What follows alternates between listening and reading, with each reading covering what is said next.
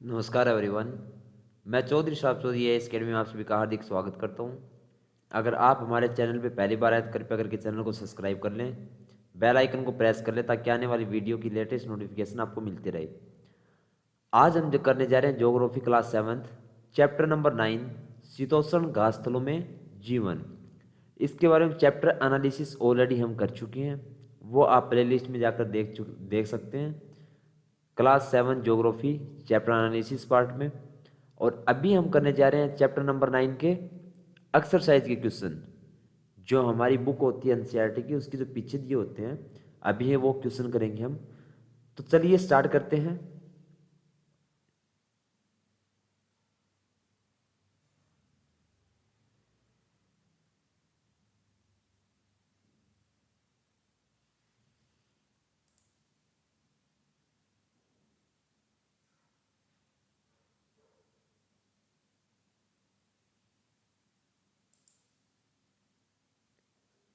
सबसे पहला क्वेश्चन हमारा होगा, वेल्ड दक्षिणी गोलार्ध में स्थित है।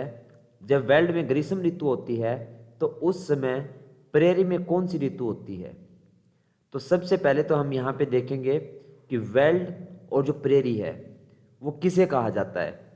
तो सबसे पहले हम देखेंगे प्रेरी के बारे में। तो प्रेरी किसे कहा जाता है? जो हमारा उत्तरी अमेरिका है और उसके जो शीतोष्ण घासस्थल हैं उनको कहते हैं प्रेरी। किसको कहते हैं? उत्तरी अमेरिका के जो शीतोष्ण घासस्थल हैं उनको हम प्रेरी कहते हैं। और ये समतल और मन ढलान और पहाड़ी वाले प्रदेश होते हैं जहाँ पे पेड़ बहुत ज़्यादा कम होते हैं, जो घास होती है वो वहाँ पे बहुत ज़्यादा होती है। उसके बाद में अगर देखेंगे कि जो प्रेरी है तो कनाडा जो है और जो अमेरिका का जो पार्ट है इन दोनों में ही फैला हुआ है। जो घास स्थल है ना वो कहाँ कहाँ फैला हुआ है? तो कनाडा के कुछ हिस्सों में और यूनाइटेड स्टेट में, इन दोनों में ही फैला हुआ है। उसके बाद में हम देखेंगे वेल्ड के बारे में। तो वेल्ड हमारा क्या होता है? जो हमारा दक्षिण अफ्रीका है उसके जो शीतोष्ण घास स्थल हैं उनको हम वेल्ड कहते हैं। वेल्ड हम किसे कहते हैं? जो दक्षिण अफ्रीका है उसके शीतोष्ण घास स्थल को हम वेल्ड कहते हैं। और वेल्ड यहाँ पे जो ऊंचाई होती है 600 मीटर से लेकर 1100 मीटर तक ऊंचाई होती है, उनको हम क्या कहते हैं? उर्मिल पठार कहते हैं। और ये किसके द्वारा घिरे होते हैं? तो ये ड्रैकेस वर्ग के पर्वतों द्वारा घिरे होते हैं। तो अब हमारा क्वेश्चन क्या था? वेल्ड और प्रेरी दोनों आपको मैं बता चुका हूं। तो दोबारा हम क्वेश्चन पे आते हैं। वेल्ड दक्षिण गोलार्ध में स्थित है और उसके बाद में जब वेल्ड में ग्रीष्म ऋतु होती है तो उस समय प्रेरी में कौन सी ऋतु होती है? तो हमारा आंसर होगा, जब वेल्ड में ग्रीष्म ऋतु होती है तो उस समय प्रेरी में शीत ऋतु होती है। नेक्स्ट क्वेश्चन हमारा होगा, किसी न किसी प्रकार की घास पृथ्वी के धरातल पर लगभग सभी जगह पाई जाती है। उन स्थानों के नाम बताइए जहां आपने घास को उगते देखा है। तो घास आपने कहाँ कहाँ देखी है? तो जो नदी होती है उसके आसपास के क्षेत्रों में भी देखने को मिलती है, पहाड़ी भाग होते हैं हमारे उसकी ढलानों पे भी देखने को मिलती है, जो हमारे पठारों होते हैं वहाँ पे आपको घास देखने को मिलती है, खेतों के अंदर भी आपको घास देखने को मिलती है, जो हमारे खेल के मैदान हो गए वहाँ भी हमें घास देखने को मिलती है। तो इस प्रकार सड़क जो किनारे होते हैं वहाँ भी घास देखने को मिलती है। तो ये सिंपल सा क्वेश्चन है। उसके बाद में हमारा नेक्स्ट क्वेश्चन होगा एक्सरसाइज का। वो आपके बुक के अंदर दिए होते हैं, वही आपके एक्सरसाइज के क्वेश्चन होंगे जो लास्ट में दिए होते हैं हर चैप्टर के। तो सबसे पहला क्वेश्चन हमारा, उत्तर अमेरिका शीतोष्ण घासस्थल को कहा जाता है। क्या कहा गया है? उत्तर अमेरिकी शीतोष्ण घासस्थल को कहा जाता है। तो क्या कहा जाता है? प्रेरी कहा जाता है। और प्रेरी जो है वो उत्तरी अमेरिका के शीतोष्ण घासस्थल को ही हम प्रेरी कहते हैं। और प्रेरी शब्द का अगर बात करें तो ये किस भाषा से लिया गया है? तो लैटिन भाषा से लिया गया शब्द है। और इसका प्रियटा से जो शब्द है, इसकी उत्पत्ति कहाँ से हुई प्रेरी की? तो प्रियटा से हुई है। और उसका मतलब क्या होता है? सादल। क्या होता है? सादल मतलब होता है। उसके बाद में हम नेक्स्ट देखेंगे, उत्तर अमेरिकी घास दल के पशु चारागाहों को क्या कहते हैं? क्या कहा गया है? उत्तर अमेरिकी घासतल के पशु चारागाह को क्या कहा जाता है? तो इनको रेंच कहा जाता है। क्या कहा जाता है? रेंच कहा जाता है।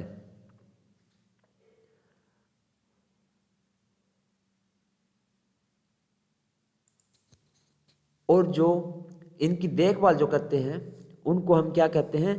तो उनको काउबॉय कहा जाता है। क्या कहा जाता है? काउबॉय कहा जाता है। तो क्या हो गया?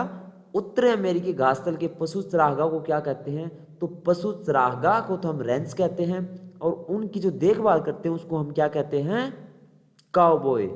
क्या कहते हैं? काउबॉय कहते हैं। और यहाँ पे जो है बाइसन और जो अमेरिकी भैंस होती है ना, वो इन क्षेत्रों में जो उत्तरी अमेरिकी जो क्षेत्र हैं वहाँ पे बाइसन और जो अमेरिकी भैंस होती है वो सबसे ज़्यादा पाली जाती है। लेकिन अब क्या हुआ, जो बाइसन और जो भैंस है वहाँ की, उसकी वजह से क्या हुआ, जो अमेरिकी भैंसें होती हैं वो लुप्त होने के कगार पे होने के कारण उनको अब सेफ्टी जोन में रख दिया गया है, क्योंकि उनका शिकार जो है वो बहुत ज़्यादा किया जाता था।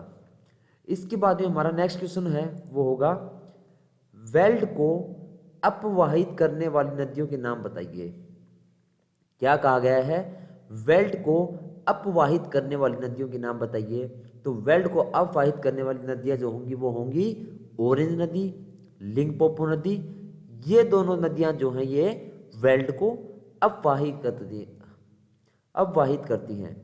उसके बाद में हमारा नेक्स्ट क्वेश्चन होगा, वेल्ड में वर्षा ऋतु कब आती है? क्या पूछा गया है? वेल्ड में वर्षा ऋतु कब आती है? तो हमारा आंसर होगा नवंबर, दिसंबर, जनवरी और फरवरी। और इस टाइम हमारे इंडिया में क्या होता है, यहाँ पे बहुत ज़्यादा ठंड होती है। नवंबर दिसंबर, नवंबर में तो चलो मानते ही इतनी ठंड नहीं होती, लेकिन दिसंबर जनवरी और फेब में तो हमारे इंडिया में बहुत ठंड होती है।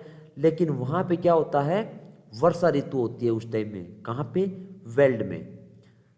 उसके बाद में नेक्स्ट क्वेश्चन हमारा होगा, दक्षिण अफ्रीकी घासतल के लोगों का मुख्य व्यवसाय क्या है? क्या पूछा गया है? जो दक्षिण अफ्रीकी जो लोग हैं उनका मुख्य व्यवसाय क्या होगा? तो वहाँ पे लोगों का जो मुख्य व्यवसाय है वो पशुओं को पालने का है। जो दक्षिण अफ्रीकी लोग जो हैं वो पशुओं को बहुत ज़्यादा मात्रा में पालते हैं। इसके बाद में हमारा नेक्स्ट क्वेश्चन होगा, मिसिसिपी नदी अपवाहित करती है। क्या पूछा गया है? मिसिसिपी नदी अपवाहित करती है। तो संयुक्त राज्य अमेरिका हमारा आंसर होगा। क्या होगा? संयुक्त राज्य अमेरिका। उसके बाद में नेक्स्ट क्वेश्चन हमारा होगा, डेकेन्सबर्ग पर्वत किसे घेरते हैं? क्या पूछा गया है? जो डेकेन्सबर्ग जो पर्वत हैं वो किसको घेरते हैं? तो वो वेल्ड को घेरते हैं। किसको घेरते हैं? वेल्ड को घेरते हैं। और वेल्ड क्या है? अभी थोड़ी देर पहले हमने डिस्कस भी किया था। वेल्ड क्या है? तो वेल्ड जो है वो दक्षिण अफ्रीका का जो शीतोष्ण घासतल है उसको क्या कहते हैं? वेल्ड कहते हैं। क्या कहते हैं? वेल्ड कहते हैं। और इसको सिंचित करने वाली जो नदियां होंगी वो हमारी कौन सी होंगी? ऑरेंज एवं लिम्पोसो। कौन सी होंगी? ऑरेंज एवं लिम्पोसो। उसके बाद में नेक्स्ट क्वेश्चन हमारा होगा, मैरिनो प्रजाति है। क्या पूछा गया है? जो मैरिनो नाम है वो किसकी प्रजाति है? तो आंसर हमारा होगा भेड़ की प्रजाति है। उसके बाद में हमारा नेक्स्ट क्वेश्चन होगा, किम्बरले किसके लिए प्रसिद्ध है? क्या पूछा गया है? जो किम्बरले है वो किसके लिए प्रसिद्ध है? कोई जगह का नाम है किम्बरले। तो हीरा। किसके लिए प्रसिद्ध है? हीरे के लिए प्रसिद्ध है। उसके बाद में आपको यहाँ पे दो टेबल दी गई है, उनमें से आपको देखना है कि कौन सा सही होगा। तो सबसे पहले हमारा दिया गया है क्या? काउबॉय। क्या दिया गया है? काउबॉय दिया गया है। तो काउबॉय जो पशुओं की देखभाल करते हैं उनको काउबॉय कहते हैं। तो ये कहाँ पे? तो इसका आंसर होगा हमारा प्रेरी। प्रेरी हमारा बिल्कुल सही होगा, क्योंकि प्रेरी के अंदर अमेरिकी भैंस पाई जाती है और उसकी देखभाल करने वालों को काउबॉय कहा जाता है, और उनको क्या कहा जाता है? रेंच कहा जाता है। सेकंड हमारा होगा सोना। सोना का हमारा यहाँ पे सही क्या होगा? जोहान्सबर्ग। थर्ड हमारा होगा कुड्डू। कुड्डू हमारा सही होगा पशु। फोर्थ हमारा होगा चिनूक, और चिनूक क्या है? गर्म हवा। नेक्स्ट हमारा होगा कोयला। कोयला क्या है? एक लोहा एवं इस्पात के अंदर आता है। उसके बाद में नेक्स्ट क्वेश्चन हमारा होगा, प्रेरी को विश्व का धनागार कहा जाता है। जो प्रेरी है उसको विश्व का धनागार कहा जाता है। तो क्यों कहा जाता है?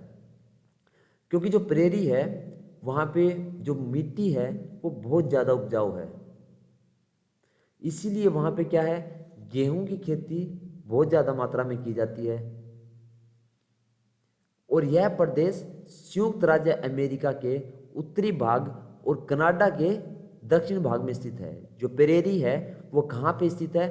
तो संयुक्त राज्य अमेरिका के उत्तरी भाग से कनाडा के दक्षिणी भाग में स्थित है। और ये जो प्रेरी जो क्षेत्र है कनाडा और जो संयुक्त राज्य अमेरिका में फैला हुआ है, ये बहुत ज़्यादा विकासशील जगह है। इसलिए यहाँ पे किसान कृषि वैज्ञानिक विधियों एवं ट्रैक्टर, हार्वेस्टर तथा कंबाइन कर के उपयोग से गेहूं की फसल को अधिक मात्रा में उगाते हैं। ये जो क्षेत्र है प्रेरी, ये बहुत ज़्यादा विकासशील है और यहाँ पे खेती करने के लिए अत्याधुनिक जो हमारे कंबाइन हो गए, हार्वेस्टर्स हो गए, इनके द्वारा क्या है, खेती की जाती है। गेहूं के अत्यधिक उत्पादन के कारण प्रेरी को विश्व का धनागार भी कहते हैं। और यही कारण है कि प्रेरी का जो क्षेत्र है वो बहुत ज़्यादा उपजाऊ है और इसीलिए यहाँ पे गेहूं की जो खेती है वो बहुत ज़्यादा मात्रा में की जाती है। तो इसीलिए इसको विश्व का धनागार भी कहते हैं। इसके बाद में हमारा इसका फोर्थ क्वेश्चन का ख पार्ट होगा, वेल्ड में उन्नी उद्योग का विकास, उत्तर वेल्ड में उन्नी उद्योग के विकसित होने के कारण। क्या पूछा गया है? वहाँ के विकासशील होने के कारण। तो सबसे पहला हमारा होगा, वेल्ड का अधिकतर भाग घास से ढका हुआ है। तो ये हम ऑलरेडी डिस्कस भी कर चुके हैं चैप्टर एनालिसिस में वेल्ड के बारे में पूरा। क्योंकि वेल्ड के अंदर क्या है, वहाँ पे पेड़ पौधे कम होते हैं लेकिन घास वहाँ पे बहुत ज़्यादा मात्रा में होती है, तो वो घास से ढके हुए एक क्षेत्र होते हैं। सेकंड पार्ट हमारा है, भेड़ पालन यहाँ के लोगों का मुख्य व्यवसाय है। क्या कहा गया है, जो वेल्ड के लोग हैं यहाँ पे भेड़ बहुत ज़्यादा मात्रा में पालते हैं और भेड़ों से हमें क्या मिलती है, ऊन मिलती है। मैरिनो भेड़ एक लोकप्रिय प्रजाति है। जो वेल्ड है उस क्षेत्र में मैरिनो नाम की जो भेड़ पाई जाती है वो बहुत ज़्यादा लोकप्रिय है वहाँ पे। जैसे हरियाणा में अपने मुर्रा भैंस सुना होगा, मुर्रा नस्ल की जो भैंस आती हैं, तो इसी प्रकार वहाँ पे मैरिनो भेड़ बहुत ज़्यादा लोकप्रिय है और इसके द्वारा जो ऊन है वो भी बहुत ज़्यादा मिलती है। थर्ड हमारा होगा, यहाँ शीत ऋतु ठंडी और शुष्क होती है। वहाँ पे जो सर्दी का जब मौसम होता है तो वो ठंडी होती है बहुत ज़्यादा और शुष्क होती है। और उस टाइम वहाँ का जो टेम्परेचर होता है वो 5 डिग्री सेल्सियस से लेकर 10 डिग्री सेल्सियस के बीच में होता है। और ग्रीष्म ऋतु जो होती है वहाँ पे वो बहुत छोटी होती है, इसीलिए यहाँ ऊनी वस्त्र की मांग काफ़ी अधिक होती है। क्योंकि वहाँ पे गर्मी है जो है वो बहुत कम होती है, ज़्यादातर वहाँ पे ठंड होती है। सर्दी की जो ऋतु वहाँ पे लंबी होती है, इसी वजह से क्या है, वहाँ पे जो ऊनी वस्त्र हैं उनकी मांग वहाँ पे ज़्यादा होती है। क्योंकि ठंड की जहाँ पे ठंड होगी तो वहाँ पे लोग अपने आप के शरीर को गर्म रखने के लिए गर्म कपड़े पहनते हैं और वो ऊन के द्वारा बने होते हैं। इसके बाद में हम देखेंगे उत्तरी अमेरिका के रेखा मानचित्र पर रॉकी पर्वत, ग्रेट लेक, मिसिसिपी नदी, सास्केचान नदी, शिकागो एवं विनिपेग शहर को चिन्हित कीजिए। तो यहाँ पे आप देख ही लीजिए, मैप आपके सामने स्क्रीन पे आपको दिखाई दे रहा होगा। तो यहाँ पे आप इसमें ढूंढिए कि रॉकी पर्वत है वो हमारा कहाँ पे है, ग्रेट लेक है वो कहाँ पे है, मिसिसिपी नदी जो है वो कहाँ पे है, सास्केचान नदी कहाँ पे है, शिकागो एवं विनिपेग जो शहर हैं वो कहाँ पे हैं। तो आप देख लीजिए मैप के अंदर।